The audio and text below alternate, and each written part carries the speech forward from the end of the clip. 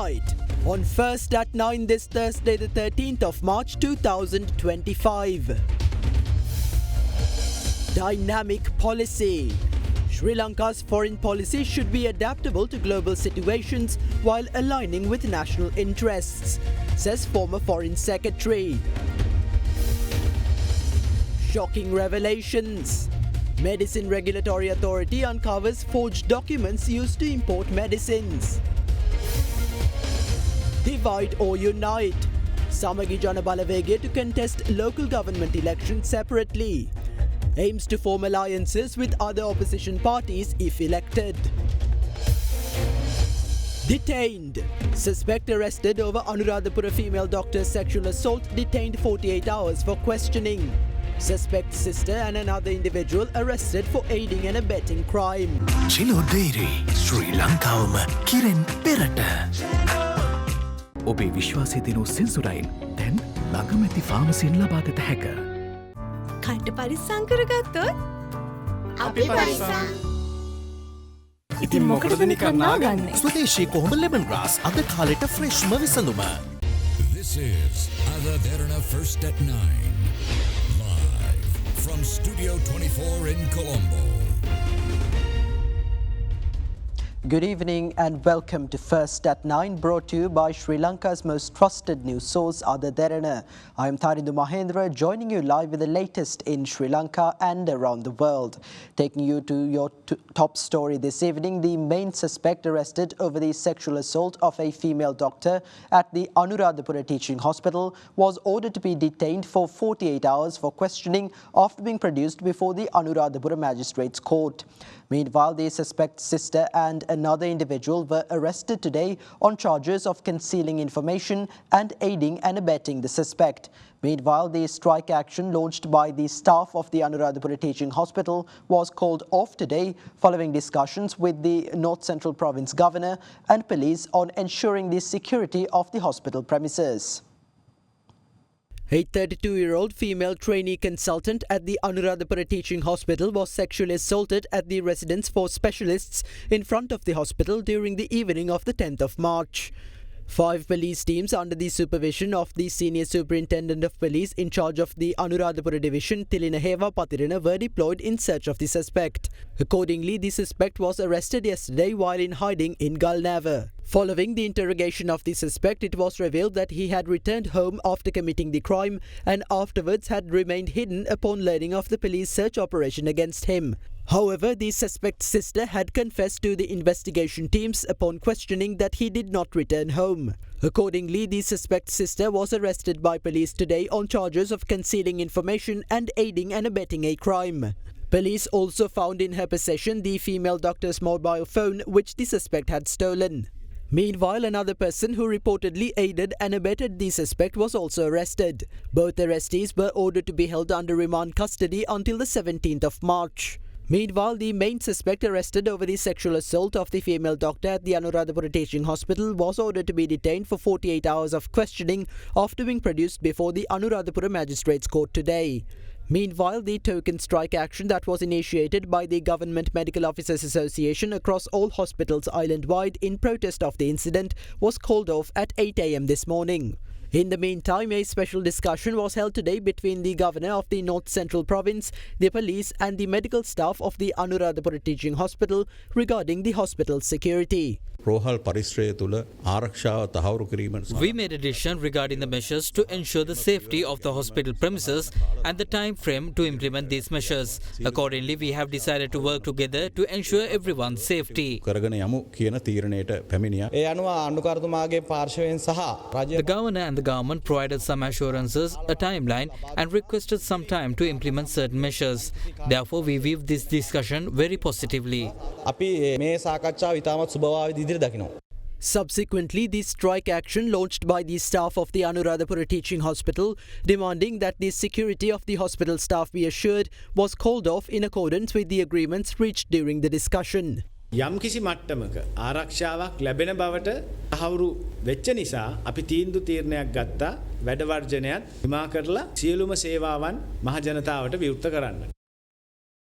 Former Foreign Secretary Prasad Karyavasam is of the view that Sri Lanka's foreign policy should be dynamic and adaptable to global situations while aligning with the island nation's national interests. Joining our current affairs program at Hyde Park with Indivara Amuwatta, Karyavasam emphasised that although Sri Lanka should adhere to a non-aligned policy in its international relations, the country must adopt a broader and more practical approach to foreign policy.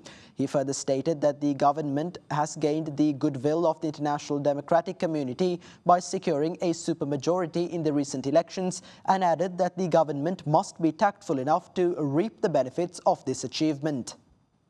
How would you observe Sri Lanka's foreign policy and working with the international community as former foreign secretary? This government has enormous amount of international empathy and support is my observation. At the same time, the government must be nimble and strategic how to harvest that goodwill for the benefit of the country and its people so that we gain out of that goodwill that exists for this government, especially because international community recognize the enormous mandate received by the government from north, south, east, west. They have never seen that happening in this country, and it happened. We've spoken about Sri Lanka being a non-aligned nation, and then I've met experts coming on my show saying, no, Sri Lanka should take a side now. Does this mean we should take sides, or does this mean we need to treat certain powerful countries or extend special treatment to these powerful nations? Sri Lanka's foreign policy since independence has not been a kind of very clear strategy. It's very dynamic, as it should be. Foreign policy should be dynamic. It can't be static. Today, non-aligned movement, still there's a forum, but it is more a forum rather than a real policy-based organization. We should remain in that forum, but we have to think of our foreign policy a little more broadly and in a practical manner. First thing is that we should identify what is our national interest, what is our economic interest, what is our social interest based on the democratic practice we have had since 1931. What is our political interest, given that we are in a very crucial place in the Indian Ocean, right in the middle of the Orient, Sri Lanka. That is the framework at which we should approach foreign policy and how to get there. And then we don't have to give a label to our policy like we are non-aligned, neutral, we are this, that is not required to my mind. What is required is to create web of partnerships with countries that are key to our economic, social and political interests. And that is the strategy that has to evolve and that should be dynamic. International players that are important for Sri Lanka also keep changing. What we can do with them also keep changing. At this point, our main export markets are in the US and the Western world. But our main trading partner is India and China. We don't export anything to them, but they are the main trading partner and also they are major investors. But we should know how to navigate this web of relationships we should create. 10% of population are working abroad. They are migrant workers. They send enormous amount of funds for Sri Lanka. They are mostly in the Middle East, so we have to have an understanding of how to handle that aspect as well. So there's a lot of challenges, but our policies should be dynamic, should be a web of partnerships, and we should not play zero-sum games with nations. And you've continuously mentioned that Sri Lanka should work closely with India. We are in the Indian Ocean. Means that India has a role in that ocean. We should be mindful of that too. Sri Lanka must keep a very close relationship with India going. India's progress will have a positive reflection on Sri Lanka. And if Sri Lanka is in trouble, it will have a negative reflection on India, and India is mindful of that. So that's why India is that's always there to help Sri Lanka if we are in trouble. Union Assurance. චන්දුරුසුමේ කාගෙන් මනාපේ සිංහ TV සඳහා සුපිරි deal. Don't waste time. Start your degree with pending A-level results this February with our partner universities. Call ACBT on 0117 699 499.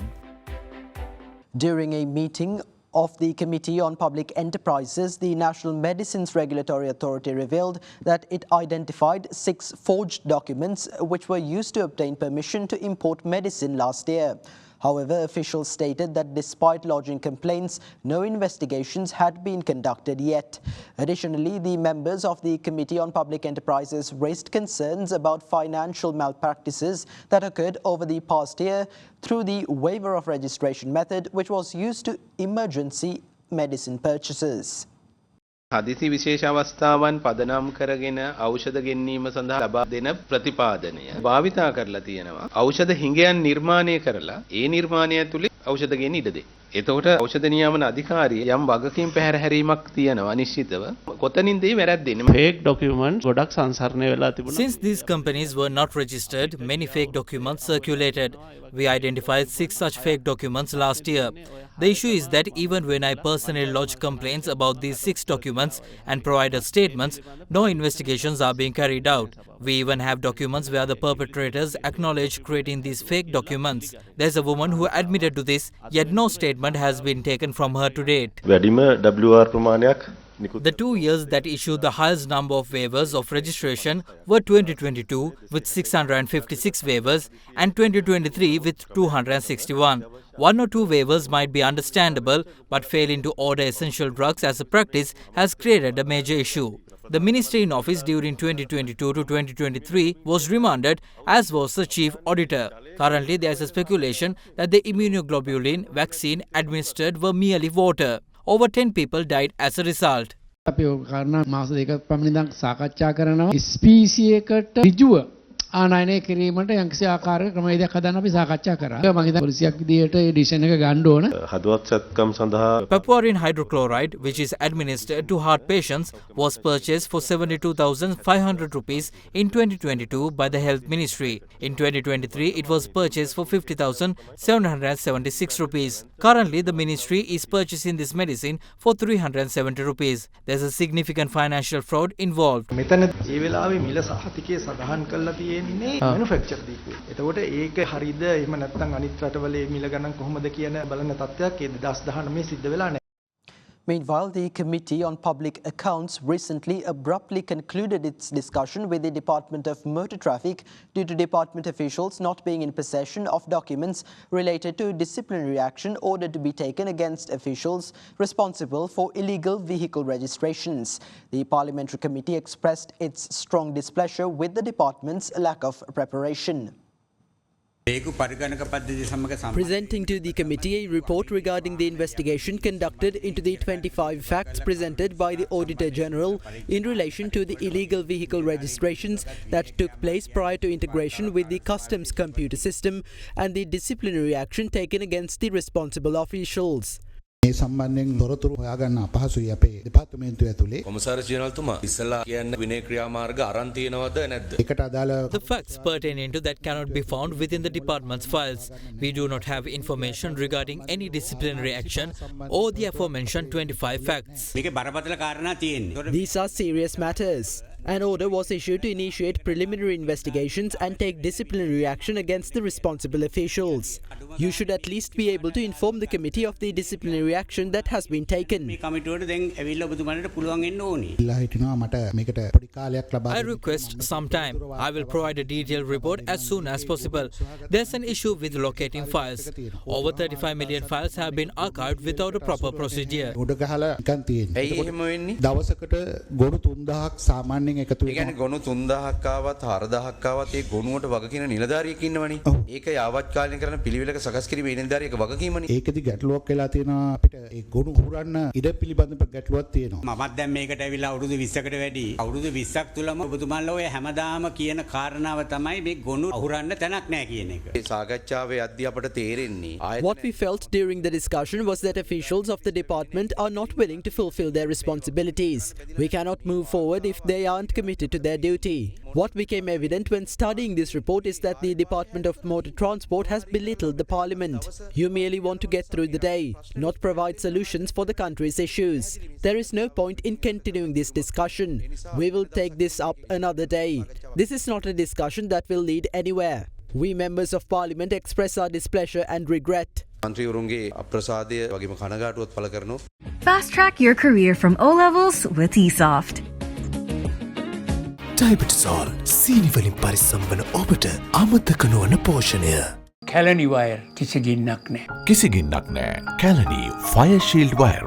President Anura Dissanayake emphasised that the 2025 budget has been prepared by identifying priorities within the expenditure limit, as the government must adhere to the recommendations and parameters set by the International Monetary Fund programme.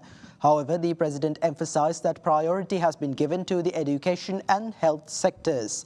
He made these remarks during a meeting with the Federation of University Teachers Associations held at the Presidential Secretariat this morning.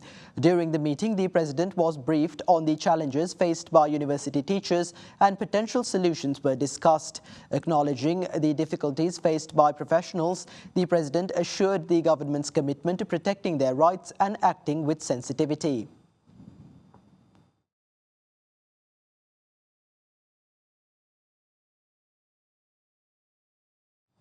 The General Secretary of the Samagi Jana Balawegaya, Ranjit Maduma Bandara, says the SJB will contest the local government election separately but will form alliances with other opposition parties if elected. Meanwhile, Commissioner General of Elections Saman Sri Ratnayaka said the polling for the local government elections are to be held within 35 to 49 days from the conclusion of the acceptance of nominations. Security deposits to contest the 2025 local government elections can be placed until midnight on the 19th of March. Acceptance of nominations will take place from 8:30 am until 4:15 pm on the 17th to the 19th of March and until 12 noon on the 20th. Meanwhile, the deadline for submitting postal voting applications, which was originally scheduled to expire at midnight yesterday, was extended until midnight on the 17th of March. Commissioner General of Elections Saman Sri Ratnayaka said the dates for the elections would be announced following the conclusion of the acceptance of nominations. Dates for the election can only be announced after objections against nominations are considered following the conclusion of the acceptance of nominations. We are bound by the law to grant between 35 and 49 days for candidates, political parties and independent groups contesting the elections to conduct their campaigns. Therefore, the election will be held within 35 to 49 days from the conclusion of the acceptance of nominations. Meanwhile, yesterday, the National People's Power placed security deposits to contest for the Colombo Municipal Council in the upcoming local government elections. Colombo නගරයේ මැතිවරණයේ වෙලාවේ අපිට දැවැන්ත ජයග්‍රහණයක් අත්පත් කරලා දුන්නා. අපේ ආසන පහම අපි දින්නා. පළාත් පාලන ඡන්දය ඒ වගේම දැවැන්ත ජයග්‍රහණයක් අපිට අත් කරගන්න පුළුවන් කියන එක අපි විශ්වාසයි. ජාතික තලයේ අපිට තියෙන වැඩපිළිවෙල ක්‍රියාත්මක කරන්න නම් නගරයටත් අපිට ඒ බලය ලබා ගන්න වෙනවා. මෙදා සැරේ කොළඹ නගර සභාව දිනන්නේත් මාලිමාව. Similarly, the Sarvajana Balay yesterday placed security deposits for the 12 local government institutions of the Kegol district. ඉතාම ශක්තිමත් කණ්ඩායමක් විදිහට තමයි මේකට ඉදිරිපත් වෙන්නේ. දිලිත් ජයවීර අපේ නායකතුමාගේ මඟ පෙන්වීම යටතේ මෙවර පළාත් පාලන මැතිවරණයේදී අපි සැලකියුතු මන්ත්‍රීදුර සංඛ්‍යාවක් පළාත් පාලන ආසන 12 තුනම ලබා ගන්නවා. Meanwhile, the Sri Lanka Freedom Party-led Podujana Eksat Peramuna, who are contesting the election under the symbol chair, placed security deposits for the Kandy district yesterday. ඒ මැතිවරණ කලින් ලබා දුණු කිසිම පොරොන්දුවක් මම හිතන්නේ මේ වෙනකොට ඉෂ්ට සිද්ධ කරලා නැහැ. ඉතින් ඡන්දේ දුන්න කට්ටිය රැවටුණා ඇති කියලා දැන් තීන්දුව කරලා තියෙනවා. මොකද බොරු අහනත් සීමාවක් තියෙනවා. Meanwhile, today, Sri Lanka Podujana Peramuna's candidates for the Colombo district signed their nomination documents at the party headquarters. නෑ කලින් නම් එහෙම මතයක් තියුණා යන්න බෑයි කියලා. හැබැයි දැන් මේ ජනතා විමුක්ති පෙරමුණේ රජය විසින් මේ කරපු බොරුව ජනතාවගේ රැවට්ටීම උඩ ජනතාව ආරාධනය කරනවා පොහොට්ටුවේ කණ්ඩායමට නැවත ඇවිල්ලා ගමේ බලයෙන් පටන් අරන් රටේ බලය දක්වා එන්න කියන එක. Meanwhile, the United National Party has decided to grant the Samagi Jana Balawegaya until the 20th of March to announce its decision regarding contesting for the Colombo Municipal Council together with the UNP. The decision was taken during a meeting of senior members of the UNP, and if the SJB is willing to contest for other local government institutions together with the UNP, that decision too can be announced on March 20th. පොදු ලැයිස්තුවක් ඉදිරිපත් කරන වැඩපිළිවෙල පිළිබඳව තාම අපේ අවධානය යොමු වෙමින් පවතිනවා. අපි ඒකට විවෘතයි. ඉතින් අලිය ලකුණද පොදු ලකුණක්ද කියන එක මේ ඉදිරි දින කීපය ඇතුළත තීන්දුව වෙනවා.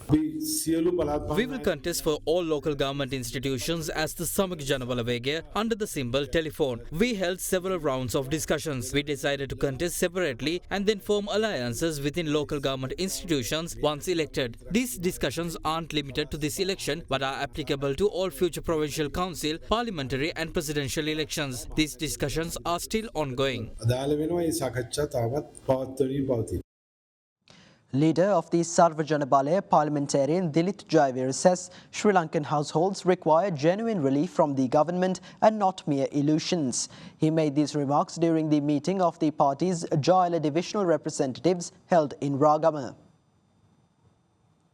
The meeting of the Sarvajana Bale's Jayala divisional representatives was held yesterday in Ragama under the patronage of party leader parliamentarian Dilith Jayavira. We are at the forefront of the conversation at the grassroots level. A fact that we should keep in mind is that people expect a bond of brotherhood, affection and loyalty.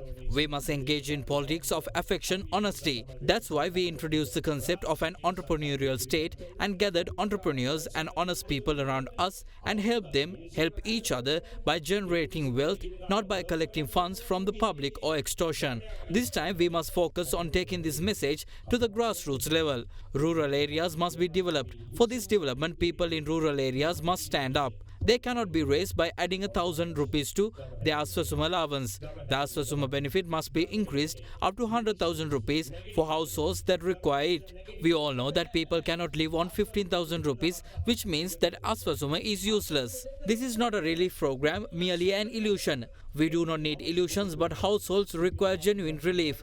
For this, we have created a special and creative concept named Sarvajana Sabha. We must introduce a change that will create rural entrepreneurship that centers around Sri Lankan women and the resurgence of youth. In the meantime, Senior Attorney at Law Ihalagedara Vijita Kumara of the Polonnaruwa Bar Association recently joined the Sarvajana Balaya. He was subsequently appointed to the Executive Committee of the Sarvajana Bar Association and as one of Sarvajana Balaya's Polonnaruwa district organisers. And with that, here's a look at the latest political developments ahead of the local government elections. ජනතාව බුද්ධිමත්ව ඡන්දය ප්‍රකාශ කිරීම ඉතාම වැදගත් වෙනවා. එහෙම නැත්නම් කියන අමූලික බොරු වලට රැවටිලා ඡන්දය ප්‍රකාශ කරොත් රට යන්නේ අගාධයකට. හිටපු ජනාධිපතිතුමා ගෙදරින් ගියාද මොකද උනේ? තාම ලියුම ආවේ නැහනේ. ඒකනේ ඔබතුමාලා අතාරින්නෙත් නෑ වැඩි. නෑ අපි අතාරින්න බලාගෙන ඉන්නේ chance එකක් දෙන්නේ නෑ. ඉතින් ලියුම එවුවා නම් හරි. මේ මාස කීපය ඇතුළේ ආණ්ඩුව ගැන තීරණයක් ගනීද ජනතාව? අවුරුදු 76ක් වෛරය උත්පාදනය කළා බලයට ආපු මාස පහේ ඒ උත්පාදනය කරපු වෛරය පාරවලල්ලක් වෙලා තමන්ගේ අගට එනවා. ඒකනේ වෙලා තියෙන්නේ. නාමල්ගේ තාත්තලා බාප්පලා Namal Rajapaksha's family destroyed and bankrupted this nation. This destruction was not caused by the United National Party or the Samajana Balawegya. The team led by former President Ranil Wickremesinghe has lost its way politically at the local government level. We were also part of the UNP. However, we had to leave the party unfortunately. All of these politicians belong to the same class. They do not wish to see legal action being taken against former President Ranil Wickremesinghe. Hence, the Batlanda Commission report released during the tenure of former President Chandrika Bandaranaike Kumaratunga was swept under the rug. The incumbent government has the mandate to take legal action against the injustice caused by concealing the Batlanda Commission report, which implicates former President Ranil Wickremesinghe. The Batlanda incident resurfaced over former President Ranil Wickremesinghe's Al Jazeera interview. We then urged the government to swiftly bring and present the Batlanda Commission report and render justice against atrocities committed by the former president. Subsequently, the minister in charge reiterated that the former president must be punished if he has committed injustice. Earlier, the ruling party held that he had committed these crimes, and now they say that he will be punished if it is proven that he committed these crimes. Over the pressure exerted in this regard, they decided to table the report. That is not what we asked for. We didn't ask the government to simply table this report in parliament. This report recommends that the former president must be stripped of his civil rights. Will the government do it? Retired superintendent of the Booster prison, Siridat Dhammika, was shot dead by an unidentified gunman in Talagahapitiya, Akmivana this evening. Two unidentified assailants who arrived on a motorcycle had fled the scene after shooting the superintendent with a pistol. Reportedly, the superintendent had already succumbed to his injuries at the time of hospitalization. Police stated that the 61-year-old Siridat Dhammika had previously received threats from the underworld due to his tenure as the superintendent of the Booster prison, where notorious criminals are jailed. The cause of the shooting has not been revealed yet, and police are conducting investigations into the incident through 4 police teams.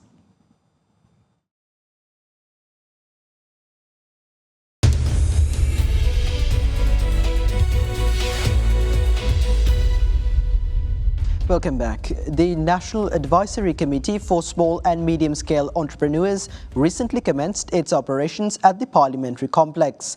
The committee is co-chaired by Deputy Minister of Finance and Planning Dr. Harshana Surya Peruma and Deputy Minister of Industry and Entrepreneurship Development Chaturanga Besingha.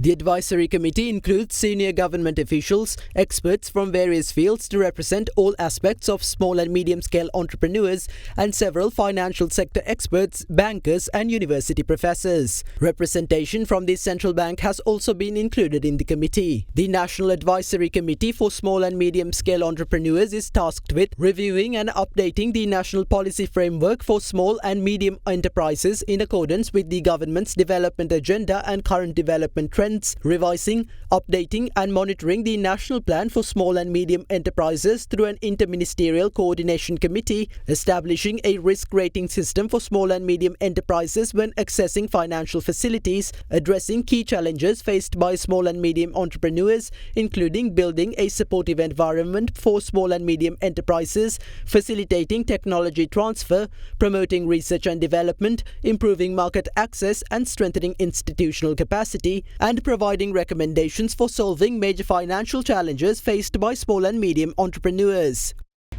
And that's all for tonight. From First at 9, for the latest developments around the clock, stay constantly in touch with Ada Derana, the Sri Lankan news brand of international excellence.